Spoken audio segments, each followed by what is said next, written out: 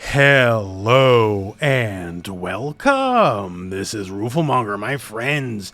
Today we're showcasing a legendary game, or perhaps some might say an infamous game, and that is SvC Chaos, aka SNK versus Capcom, which is a little bit different than, say, Capcom versus SNK.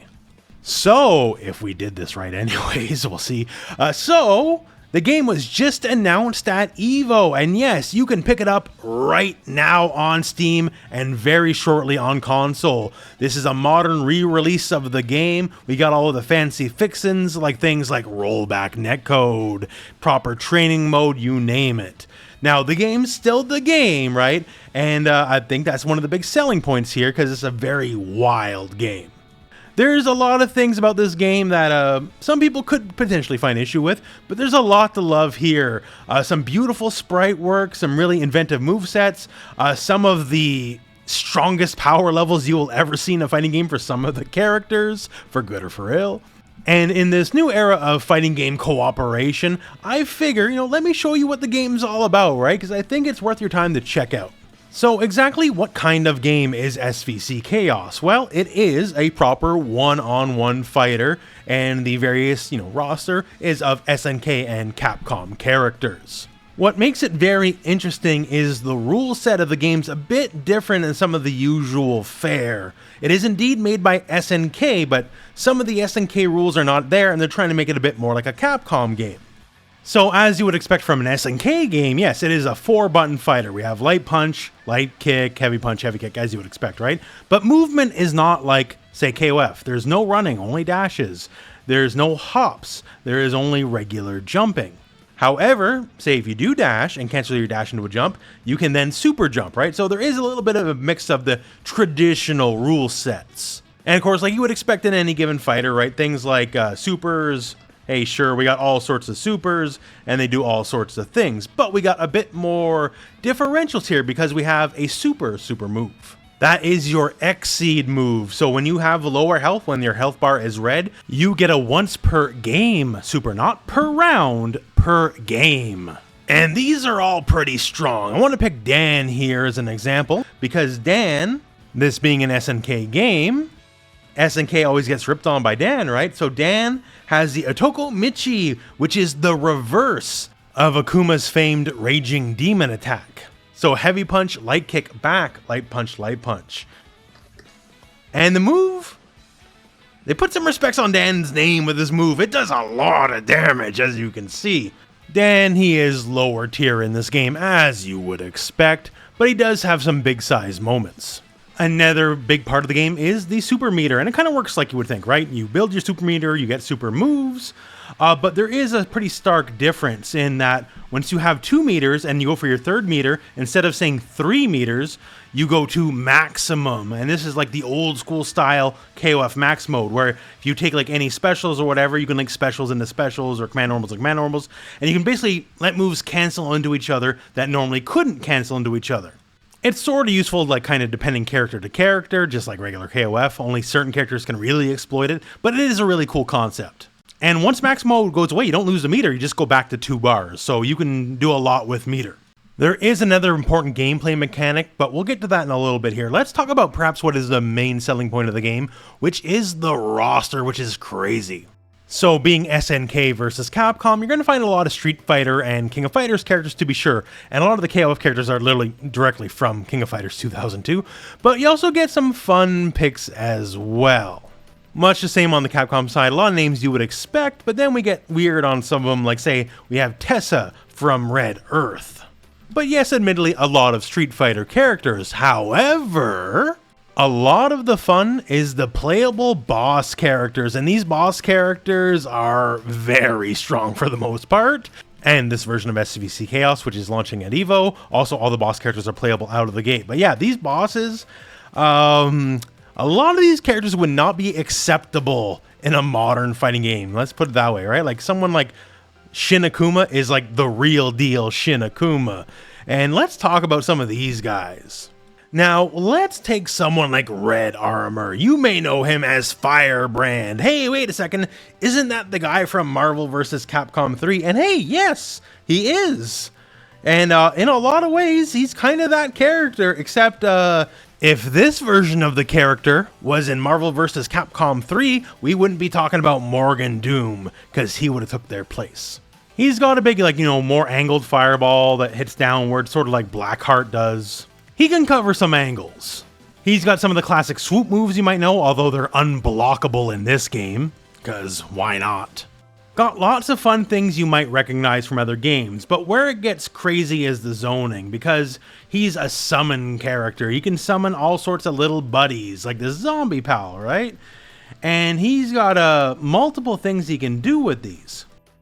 He can also summon these little guys, and you might notice they're kind of shifting around like a Galaga or something, right? They do not leave the screen until they do their duty. And in case you happen to be wondering, well, what if he gets hit? Well, no, they don't go away. Normally, how the rules work in most fighting games is if you can fill the screen with trash some way, somehow, but you hit the enemy, the thing that's oppressive goes away. For Red Armor, no. He can summon the whole family, and you can hit them, and they're still coming your way. And you got even more. You can summon these little buddies, and yes, all the summons can be on the screen at the same time. On top of him throwing, the normal projectile, normal fireball at you, right? So he can have the whole zoo coming at you, and you're thinking, wow, this is nuts. Is he like the best character in the game or something? No, he's not. Generally held Geese or Zero is, but yeah, so he's very strong, and this is like the relative level of power in this game. Other crazy characters are the Mars people. Yes, the aliens from Metal Slug. One of them is a playable character in this game. I think he's very beautifully animated as well, and he's just kind of a treat to play. Can he grab you, then shoot you full of lasers and all that? You betcha. He's got his little science ray gun that can cover a bunch of different angles. That's really cool. As a weird little octopus alien man, using those tentacles gives him some big reach. It can control the screen very, very well. And if he doesn't like you, well then the whole UFO army is coming your way as flying saucers will start peppering the screen with all sorts of lasers. Or you can just crash a UFO into your head with his Exceed, which is a very, very strong move, as you can see by the damage here. For a near instant, basically full screen move, he can get you pretty all right. You gotta watch out. How about Athena? And this is the goddess Athena, not the pop idol Athena from KOF. Athena is crazy because all of her specials are actually supers. Like, this is just a regular special move. Doesn't take meter or anything. She can just do it whenever. And that's kind of how all of her stuff works. It's all super cinematic and just kind of goes wild. If you don't know how to specifically counter her, she can basically blow you up for free. Like, you can't fight back. How about Dimitri? Yes, Dimitri, not Morgan. It's a crossover game without Morgan. This time, Dimitri gets the shine. And he has a truly beautiful sprite, and all of his classic moves carry over. Fireballs, spirals, teleports, and he can do the angled uppercut from the teleport. All that stuff is there. And the famed Midnight Bliss move. Yes, it's here, and yes, he can turn literally every character in the game into a girl. No matter how big, no matter how small, no matter how weird, everyone gets an equal turn at bat when it comes to Dimitri. Like, whatever criticisms can be thrown at the game, the lack of heart is not one of them. This game has heart in spades. In a lot of ways, they went the extra mile. And like the other characters too, like someone like Zero, he was being broken here well before he was ever crazy in Marvel vs. Capcom 3, right? The roster is really, really wild in this game, and the extra strong characters are extra strong. And when it comes to things like content, the arcade mode in this game is actually one of the most enjoyable you'll find in any game, because, once again, this game has a lot of heart, right? Every character has unique dialogue at the start of a fight with every other character. And especially on characters what you could consider to be like rivals cross company, they go the extra mile. Like, there's a lot of really funny stuff. Like, there's a lot of things that'll just make you chuckle pretty hard here. And it allows you to have, conversations between characters you think wouldn't really talk. Not every intro is like, super wordy and has lots to go with, but there's enough for everyone. Once again, everyone has unique intros across the board. So basically, if you're the kind of person that wants to run through arcade mode over and over and over with all the characters, you actually get a lot of content there.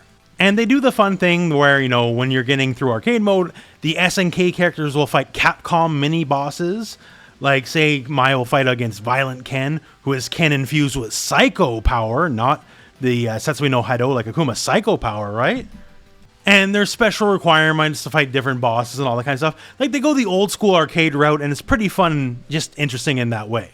And yes, there is a bunch of associated weirdness with the game, right? Like, say, this was from the era when throws are cheap was at its peak. If you whiff a throw in this game, you lose meter. That's how crazy that is, right? So poor Hugo, the only grappler in the game, he's not doing so good. And then Hugo versus Zero, he actually struggles to connect with him against jumping attacks, because there's a little jank here, but, you know, look at it in a fun way, I suppose. Like, some of the greater oddities is, like, Dimitri can't hit Orochi Iori with close normals. And, you know, certain other moves of dunk too close just completely whiff as well. The game has character. Now, there is a major defensive mechanic in this game, though. It makes a lot of this, you know, really crazy broken stuff kind of manageable. And that is the guard cancel front step, where when you block, just hit dash or B and C, and then you'll cancel that into a step, like, you know, roll like in King of Fighters or something.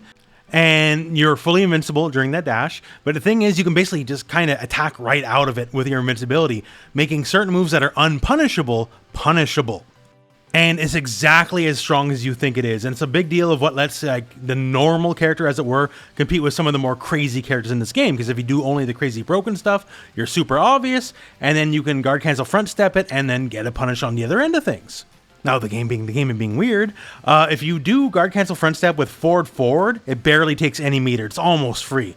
But if you do it with B and C, it actually takes a lot more meter. So do it with the forward dash motion. So SvC Chaos is very certainly a product of its time, but it's a fun game to look at. You know, the overpowered characters, for what they are, they're overpowered in a fun way. Like, they can dominate games in a way you won't ever see in a modern fighter. And if you want to experience that level of power, then this is a pretty good game to try out. A lot of the sprites that were done up for this game are also really beautiful, really well done, especially on the Capcom side, because a lot of the SNK characters are kind of just straight up ripped from KOF 2002, but for what's new, it looks really, really good. There's tons of funny dialogue, there's just a lot of really broken stuff to figure out, and once again, if you want to even get, like, mildly serious about it, once again, guard cancel front step allows a more normal character, as it were, to compete with some of the gods. So it's just an interesting thing all around. We're back in the golden age of cooperation between Capcom and SNK, so if you want to have a look at it, and, you know, Capcom vs. SNK 2 re-release hasn't happened just yet, this is a really good way to go about it. That all said, though, that is the video. So thank you very much for watching. Hope this video has found you well, and go out and try some SvC Chaos.